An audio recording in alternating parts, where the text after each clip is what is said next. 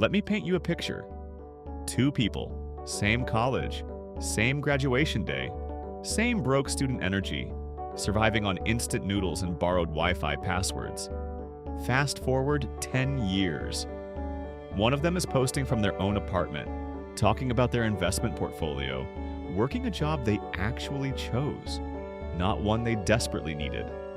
The other one, still scrolling, still wondering why the month always runs out before the paycheck does. Still telling themselves, I'll start saving when I earn more. Here's the plot twist nobody wants to hear. They earn almost the same amount. They always did. So what happened? What's the actual difference between these two people?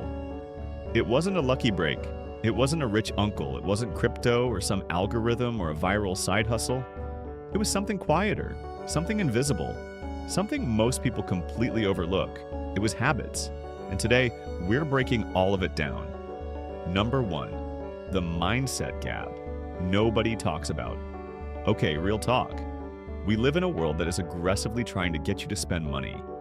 Every app, every algorithm, every influencer with a discount code, the entire digital economy is engineered to convert your attention into someone else's revenue. And it works, because most of us were never taught to think critically about money. We were just handed a debit card and wished good luck. The average person treats money like a finish line. You work, you earn, you spend, you repeat. Money comes in, money goes out, and somewhere in there you hope there's enough left to not panic at the end of the month. But wealthy people, and I don't mean old money generational wealth, I mean people who built something from nothing, they see money completely differently.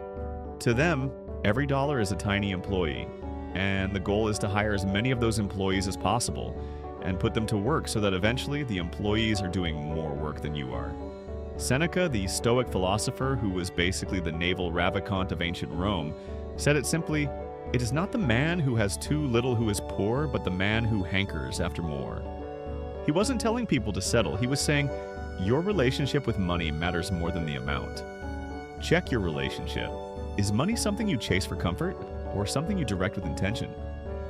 Poor habit. Money is a reward. Earn it, enjoy it, repeat. Rich habit. Money is a tool. Earn it, deploy it, build with it. Number 2, the payday trap. Be honest with yourself for a second. What happens the moment your salary hits your account?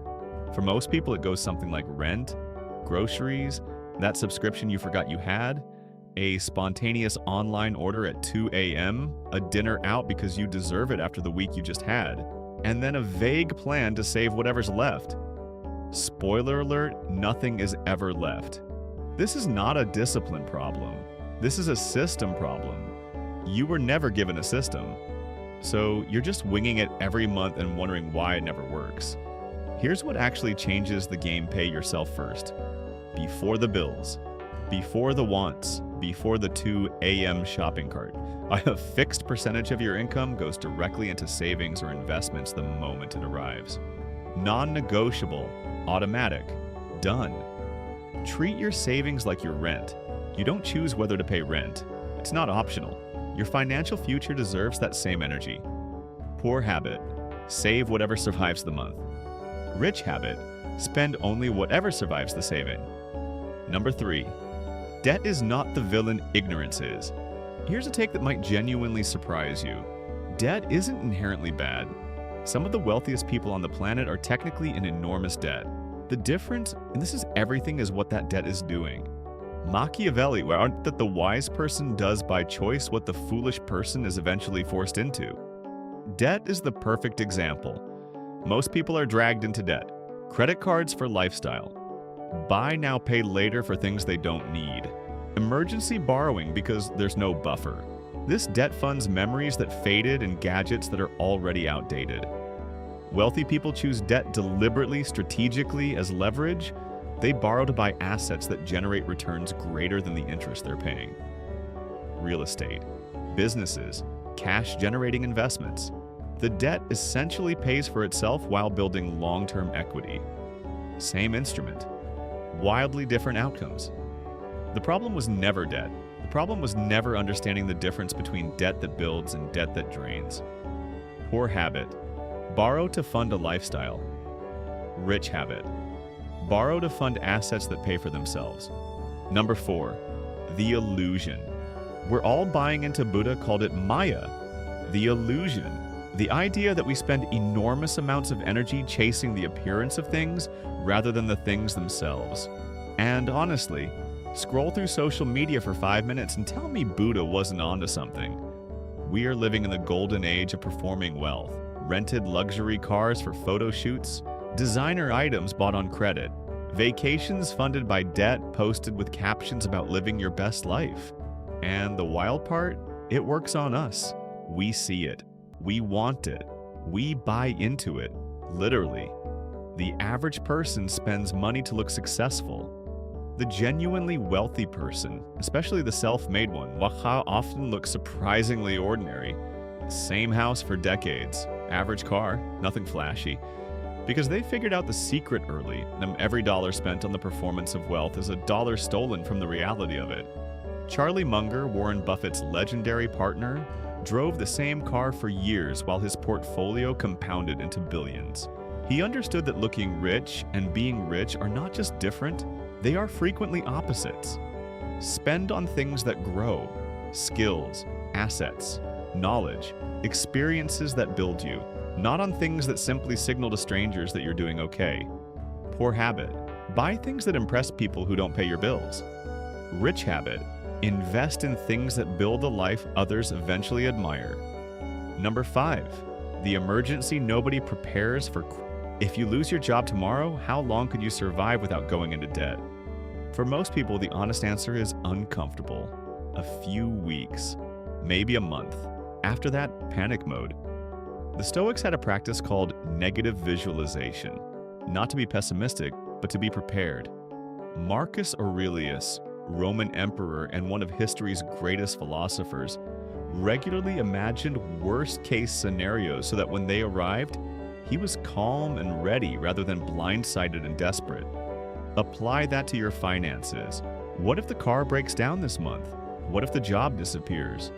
What if the economy dips again? Wealthy people build emergency funds not because they're scared, but because they're smart enough to know that life does not run on schedule. 3 to 6 months of living expenses, liquid, accessible, untouched, unless truly necessary. It's not glamorous, it doesn't go up in value, it doesn't make for exciting content. But it is the single most stabilizing financial structure you can build. Because when life hits, and it will, you absorb the blow without destroying everything you've built. It converts catastrophes into inconveniences. Poor habit. Hope nothing goes wrong. Rich habit. Prepare so thoroughly that when it does, it doesn't break you. Number 6, the most expensive thing you're avoiding. Let's be real. Financial content has a reputation for being boring, confusing, and weirdly condescending. So most people just don't engage with it. They hand their financial future to autopilot and hope for the best. But here's the cost of that avoidance, and it's very real. Not understanding compound interest costs you hundreds of thousands of dollars over a lifetime. Not understanding taxes means you overpay every single year. Not understanding inflation means your savings account is quietly losing value while you think it's safely sitting there. Confucius said, "The man who asks a question is a fool for a minute. The man who never asks is a fool for life." Financial curiosity is not about becoming an economist. It's about understanding enough to make empowered decisions about your own money. 30 minutes a week, a podcast on your commute, a book over a month, a YouTube channel that breaks it down without making your brain hurt. Knowledge here doesn't just feel good, it pays, literally.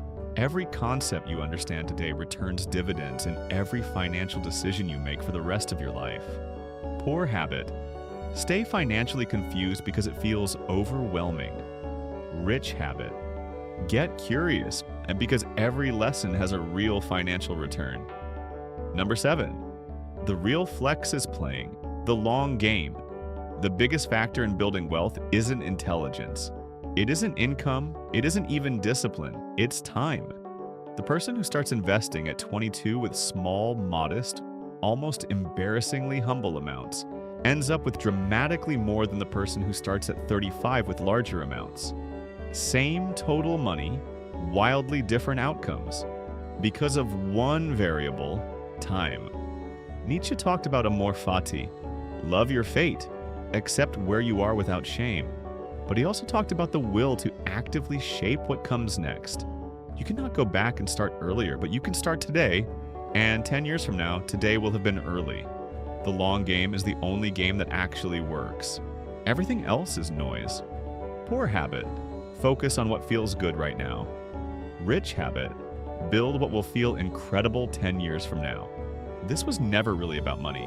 It was about attention, about where you direct your focus, your energy, your decisions, day after day after day. Money is just the most honest scoreboard for how deliberately you're actually living your life. The examined life is the only one worth living. And the examined financial life, the one where you actually look at your habits, your patterns, your blind spots, that is where everything changes. You don't need to fix everything tonight.